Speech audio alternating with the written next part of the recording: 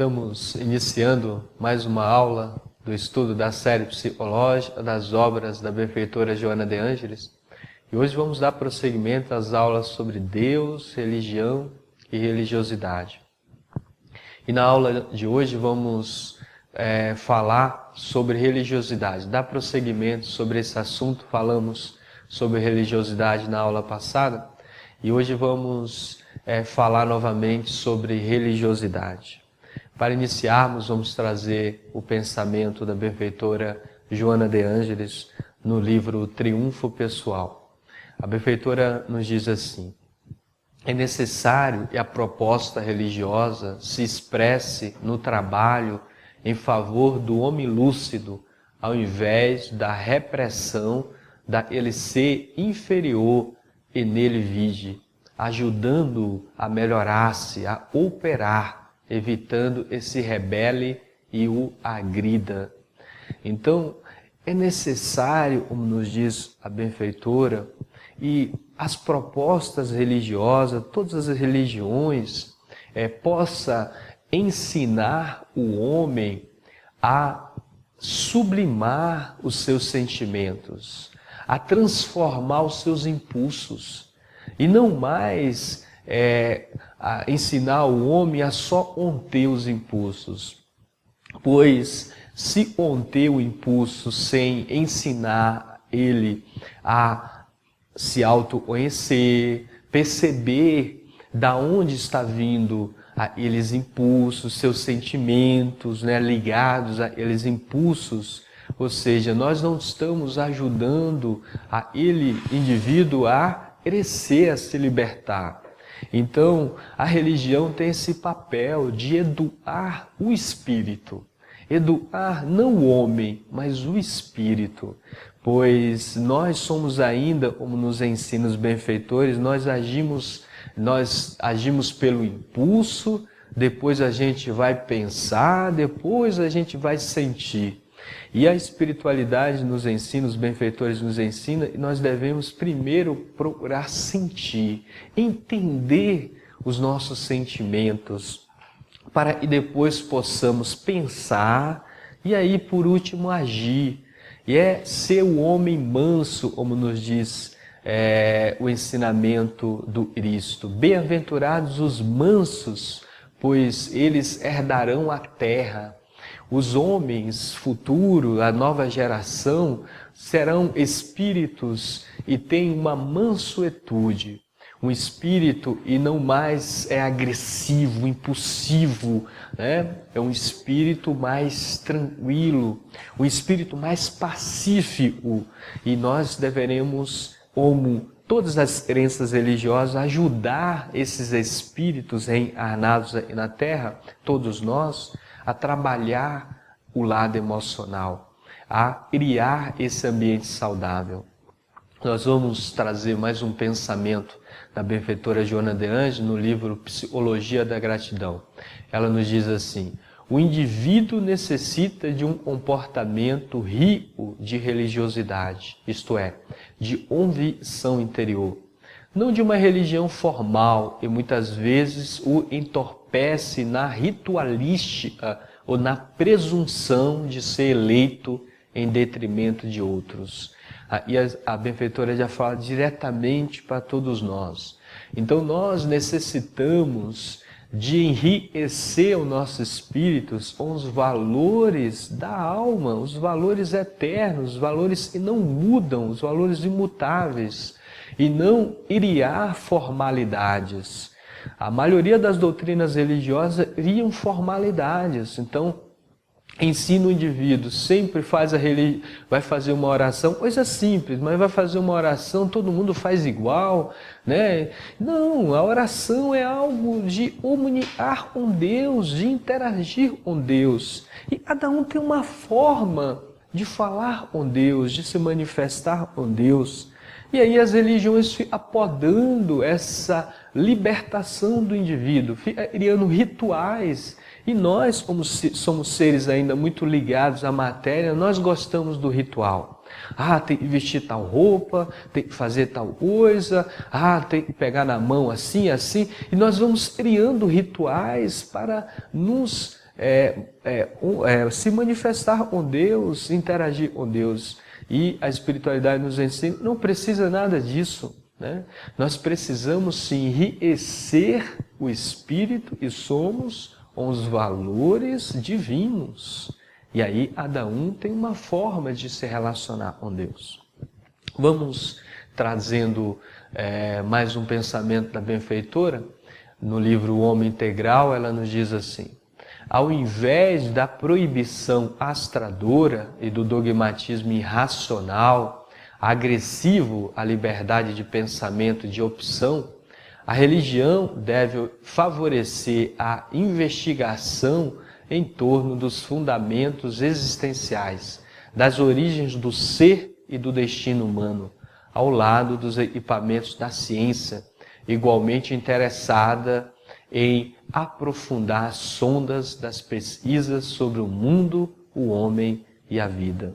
Esse é um dos papéis também da religião. Um dos papéis da religião é procurar estudar o indivíduo, estudar o espírito, estudar a vida, o porquê estamos aí, quais são os fundamentos da nossa existência, as origens do ser, e nós procuramos entender o destino humano, procurar entrar nesses aspectos não só filosóficos, mas principalmente espirituais. Então, nós deveremos trabalhar esses recursos na nossa alma para que possamos nos espiritualizar. Primeiro vem o esclarecimento e aí vai aguçando o espírito vai procurando compreender e aí vem o chamamento para a prática, para vivenciar aquilo que já se compreende, aquilo que já se entende. E aí é o outro papel da religião, de ensinar o indivíduo a procurar vivenciar aquilo e já se entende e já se compreende. Esse é um dos papéis fundamentais da religião, educar o espírito humano, levar para o espírito a educação espiritual, fazer com que nós, espíritos encarnados nesse mundo, possamos vencer as nossas imperfeições, os nossos impulsos ainda animalizados, os nossos vícios, os nossos condicionamentos e ainda destrói não só o nosso físico, mas principalmente a nossa alma, a emoção, os sentimentos, o espírito que somos. Vamos trazendo agora mais uma reflexão agora da benfeitora Joana de Ângeles no livro O Triunfo Pessoal. Ela nos diz assim: a fé religiosa, em sua necessidade de harmonização do ser humano, é uma experiência pessoal e intransferível e pode ser despertada por outrem, todavia tem que ser vivenciada pelo indivíduo. E fica muito claro para nós. Lógico, e os líderes, todos os líderes estão nos movimentos religiosos, têm esse poder de influenciação sobre a massa, sobre todos eles que estão ali estudando, mas a questão da experiência espiritual, ela é individual, ela é intransferível, como nos diz a benfeitora, é muito íntima, só o indivíduo consegue realizar esse encontro com Deus, é Ele Deus, cada um com suas obras, como disse o Cristo, é uma experiência pessoal. Ninguém vai resolver os nossos desafios, os nossos problemas, como nós dizemos, né? Mas é o próprio indivíduo e vai vencer a si mesmo.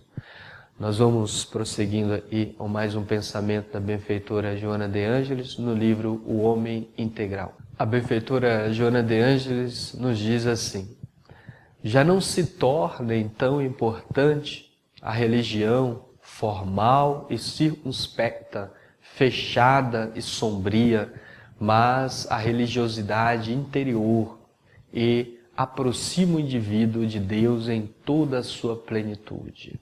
Vamos prestar atenção muito bem nesse pensamento da benfeitora. Então já não se torna importante a religião formal, aquela religião e separatista, aquela religião e parece mais um segmento ali fechado, sombrio, onde diz, não, somente serão libertos aqueles que seguirem essa doutrina. E aí vem o Espiritismo, os Espíritos nos ensinando a doutrina dos Espíritos, falando e fora da aridade não há salvação. Não é fora do Espiritismo não há salvação, não é fora da igreja não há salvação, mas fora da aridade. E uma palavra e nós não compreendemos ainda é aridade.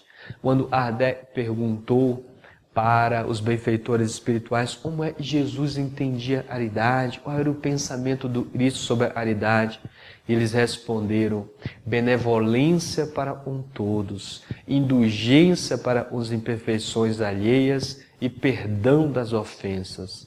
Então, as doutrinas religiosas devem ensinar, sem o indivíduo ser benevolente para com todos, ou seja, não é ser só bom, benevolente, humano, respeitar eles que têm afinidade, eles do meu agrupamento. Não, é respeitar todos, ser benevolente para com todos. Logicamente, ainda não somos, porque nós temos antipatias com um, temos simpatias com outros, e se nós não somos benevolentes para com todos, nós, com certeza, nós devemos evitar criticar, deveremos evitar acentuar o mal no outro, e aí é onde entra a indulgência, os Espíritos colocam na questão da aridade, indulgência para as imperfeições do outro, segurar a língua, não ficar comentando mal, não ser maledicente. E quando nós somos maledicentes, comentamos o mal, criticamos, acentuamos tudo isso, isso demonstra ressentimento. E ressentimento vai gerar mágoa, vai gerar muita raiva dentro de nós, e aí vai restar o perdão. Então, os Espíritos nos ensinam, sem a gente praticar a aridade, nós não vamos nos libertar das nossas imperfeições. Então, por isso, o lema do Espiritismo é fora da aridade não há salvação. Sem nós praticarmos a aridade, ou seja, ser benevolente, indulgente, perdoar, nós não vamos conseguir salvar. E salvar o quê? A nossa alma das nossas próprias imperfeições, nos libertar. Porque se há perigo, o perigo não está no mundo, mas o perigo é as nossas imperfeições. O mal não está fora, como nos ensinam os Espíritos, mas está dentro, no nosso íntimo. Nós precisamos libertar a alma das próprias imperfeições da própria alma. E não tem outro caminho, é a caridade, é o indivíduo ser benevolente, é o indivíduo praticar a indulgência, o perdão. Por isso, e a bandeira maior, e nós defendemos, os Espíritos nos ensinam, é fora da caridade não há salvação. E ser caridoso é ser religioso.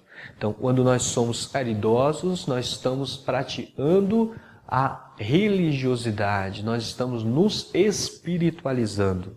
Nós não deveremos confundir essa palavra. Então a gente dá um alimento para o outro, eu sou caridoso. Não, dar o alimento, lógico, é uma manifestação de benevolência, mas será que essa benevolência está só na ação e o nosso sentimento? É isso que deve ser avaliado, se nós estamos sendo realmente benevolentes. Vamos trazer o pensamento da benfeitora no livro Atitudes Renovadas. Ela nos diz assim: se a tua é a verdadeira fé, ela remove obstáculos, as ocorrências desagradáveis não são perniciosas, mas servem para fazer-te crescer, para que uístes mais espaço espiritual e enriquecimento interior. Olha só esse pensamento da benfeitora Joana de Ângeles. Se a minha fé é a verdadeira fé, como é que eu vou conhecer se é a verdadeira fé? Não tem outra prova. É quando acontecem as ocorrências desagradáveis. Aquilo que nós não gostamos, aquilo que nos incomoda. E aí nós vamos ver qual é a minha fé. Qual é a fé que eu alimento? Porque num momento de tribulação, se eu tenho tranquilidade, se eu lido com aquilo de forma sábia, se eu trato as minhas emoções de forma equilibrada, eu vou ver realmente qual é a minha fé. Normalmente, quando nós estamos passando por um obstáculo, por um conflito, e nós falamos assim, eu não quero passar por isso, e por que eu fiz para merecer isso, Senhor? E aquele que tem fé, ele entende as leis, não vai fazer essas perguntas. Vai compreender, eu preciso crescer, eu preciso mudar em mim. Essa prova está me convidando a crescer, a desenvolver e a educar em mim como espírito que sou.